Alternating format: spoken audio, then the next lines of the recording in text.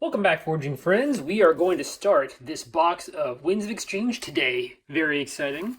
And in the future, I might work on these Unchained ones too. But for now, let's open this up and see what we got today. Oh. All right. Opened it up. All right, Miss Editor, will you please speed this up for everyone's sanity? 1 hour later, 2 hours later, 3 hours later. Can you move it along? I'm all out of time cards. All right, we did it. Ignore the rips and tears. We got it. All right, ready for the first deck? This one has come up the highest, so let's open this one first. So this is the back of it. It looks like we are starting off with Brobnar. That is Brobnar, Unfathomable, and Saurians. Brobnar, Unfathomable, and Saurians.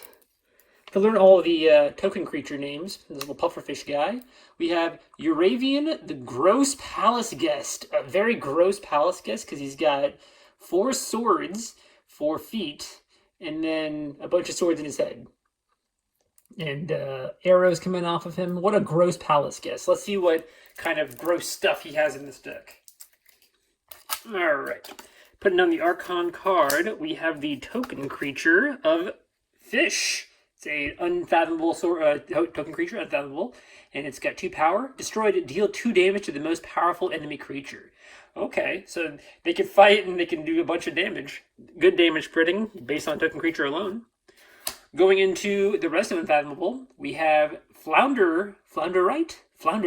A 3-power creature, destroy the creature on your opponent's right flank. Oh, okay, interesting.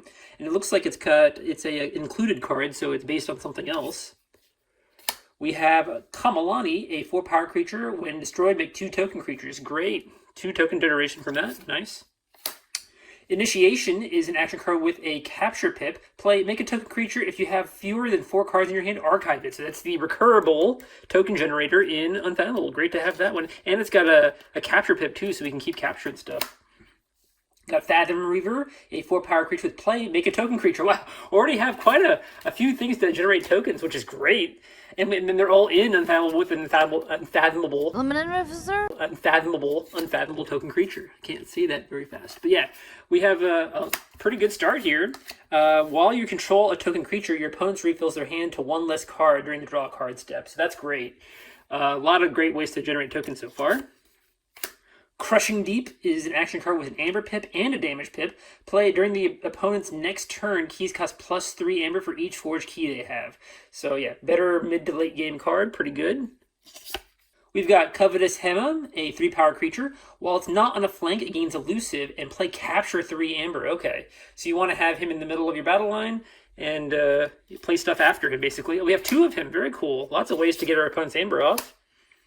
We've got Watch Your Step, an action card with an Amber pip. Play, choose a house on your opponent's identity card. If they do not choose that house as their active house during their next turn, make 2 token creatures and ready them. Very cool, okay. So you get some extra token creatures on your opponent's turn. You can kind of help force them into a house if you want. Timothy the Damned is a 4-power creature. Play, make a token creature. While you control a token creature, your opponent cannot forge keys. Oh my gosh, that's crazy. So you can just, you got to protect this guy quite a bit. If there's some good protection for him, that could be insane. We've got Solft. What does that say, Anaya? What? No! Solft? I don't know. 3-power creature with destroy the creature on your opponent's left flank. So I guess this guy is the one that makes the right flank guy pop into the decks. There, the Flounderite. Maybe these 2 come together. They seem kind of similar looking. Very cool. We've got Sleep with the Fishes, an action card with an Amber pip and a capture pip. Destroy each exhausted creature. We didn't really see many ways in this Unfathomable to exhaust our opponent's creatures, but you know, it might come into useful. We'll see. We got Whirlpool, a rare artifact with an Amber pip. At the end of each player's turn, that player gives control of the creature on their right flank to their opponent and moves it to that player's left flank. Oh my gosh, this one's very confusing. So you get to constantly cycle creatures around. I guess it depends on what creatures you have, whether they're higher value or not than your opponents. But yeah, that has a very specific use case, I think. Moving on to Saurians, we're starting with Phalanx Strike, an action card with an Amber Pip. Play it, choose a creature, deal 1 damage to it for each friendly creature. You may exalt a friendly creature to repeat the preceding effect. Very good. Solid damaging card, can take out big things, take out small things, and we got 2 of those. Fantastic.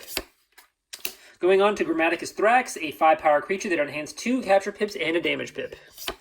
And we've got 2 of him, and this one's got a capture pip on it. Cool.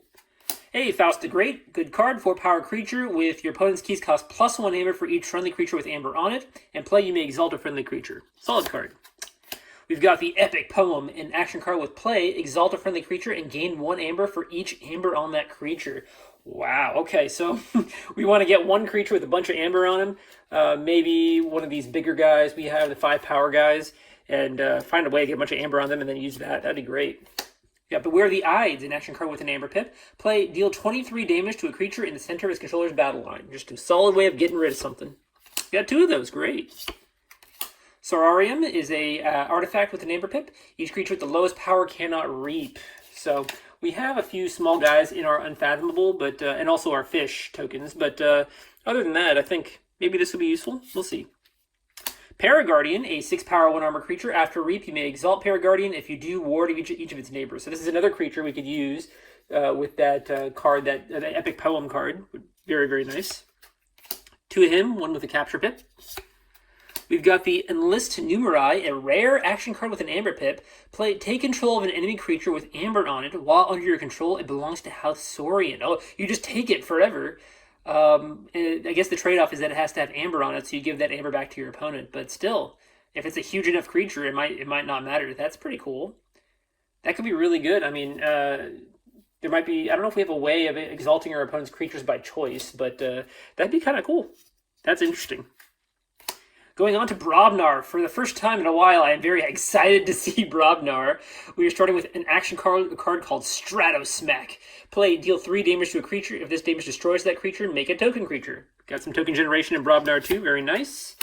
Ragnarok Prep is an action card with play. Make a token creature, then if you control more creatures than your opponent loses 2 amber. We're after that 2 token generators and a way of mitigating your opponent's amber. Jarl Svend is a 7-power creature. After an enemy creature is destroyed fighting him, make a token creature. 3 token generators. Very cool. Very, very cool. Fresh Marks, a action card with an Amber Pip. Play, destroy a friendly creature. If you do, exalt 3 enemy creatures. That's a great way of getting some amber on enemy creatures, and then we can combo that in the next turn with Enlist Numeri to take it. Oh, that's fantastic. Very cool. Hey, Bumpsy, a 5-power creature with play. Your opponent loses an amber. Solid classic card. We got 2 of him. We got Volca, a 5-power creature. Each friendly Brobnar creature gains splash attack 1. Could be great. Unguarded Camp, action card with an Amber Pip. For each creature you control in excess of your opponent, a friendly creature captures 1 amber. Each creature cannot capture more than 1 amber this way. Okay, so we want to have a bigger board. We seem to have a decent number of creatures and a good ways of summoning our token too. So we might actually have a lot of creatures, more creatures than our opponent. We got 2 of those. Very cool. Hey, it's Smith, an action card with an Amber Pip. Play, gain 2 amber if you control more creatures than your opponent. Like I said, we have a lot of creatures, it seems like. Earthshaker is a 7-power creature. It's got a damage pip. Play, destroy each creature with power 3 or lower. So like that other card that also destroyed weaker cards, or made it to where weaker cards couldn't reap, this will be a very specific use case. And we have the rare creature, Nirbor Flamewing. At the start of your turn, if Nirbor Flamewing is in your discard pile, you may destroy a friendly creature. If you do, put Nirbor Flamewing into play ready and destroy and make a token creature. Interesting. So you can destroy something. It can be any turn, right? It doesn't have to be a Brobnar turn. If he's in your discard pile, you may destroy a friendly creature and put him into play ready. Wow, okay. And then you can, when he's destroyed, he's like a phoenix. He keeps coming back. Very interesting. And then every time he's destroyed, he makes a token. That's really cool. That is really cool. And on top of that, that's really good synergy with this token. So if you... That's interesting. So at the start of every turn, you can destroy a fish, deal 2 damage to an opponent's creature, bring him back, and then whenever he's destroyed, he just brings back the fish. So you can just cycle back and forth. That is interesting. There's probably a really cool combo with that. I'm actually really excited about this Brobnar. Very, very cool. All right, so let me split these cards up, do the counts, and I'll be right back. All right, welcome back. This deck has some very interesting ratios. So it's got 18 creatures, some really cool ones like this Nearbor Flamewing. Like I said before, we can use it to cycle through and kind of every turn destroy one of our token guys, one of these fish tokens, and do 2 damage to the most powerful enemy creature. And we can do that consistently every turn with this guy if we have a token out. And then when he's destroyed, he just replaces the token, which is great. But on top of that, we can also get some of our other destroyed abilities. We can destroy a flank creature with this guy, and we can destroy another flank creature with this guy, make 2 token creatures with this guy. So we have a lot of good targets for this one, which is really, really cool. I love seeing that synergy. Our split for creatures, we have 6 in Brobnar, 7 in Unfathomable, and 5 big creatures in Saurian. So really, really good ratios there. And on top of that, we have this this guy, the Earthshaker. I didn't think he'd be very useful, but actually, the only time he's not useful is when we have one or both of these Covetous Hemas out, because we don't want those being destroyed if they've got a captured Ember. But otherwise, it can totally destroy these 3 power guys that have the destroyed abilities. Every other creature we have is above 3 powers. So more times than maybe I thought initially, this guy might actually be really, really useful depending on our opponent's deck, and especially with that extra damage pip. Get rid of a ward or something, and then destroy everything that's 3 or lower. That can be really, really good. So very exciting. Very excited about that. And then, let's see. So that was the creatures. We've got 7 token generators, and 4 of them are in Unfathomable, with an Unfathomable token, which is really, really good. We have that recurable token generator, which is really nice. And we have just, a lot of really good creature ways of getting tokens, especially this guy, consistently. So that's really cool. Amber on the cards. We have 15 to 17 amber on the cards. I said 15 to 17 because of that smith. There's probably going to be more times, since we have 18 creatures at least, more times than not where the smith is going to come in handy. It's going to do work for us. 3 amber total, but just in case, I want to give a range. So 15 to 17 amber seems pretty good.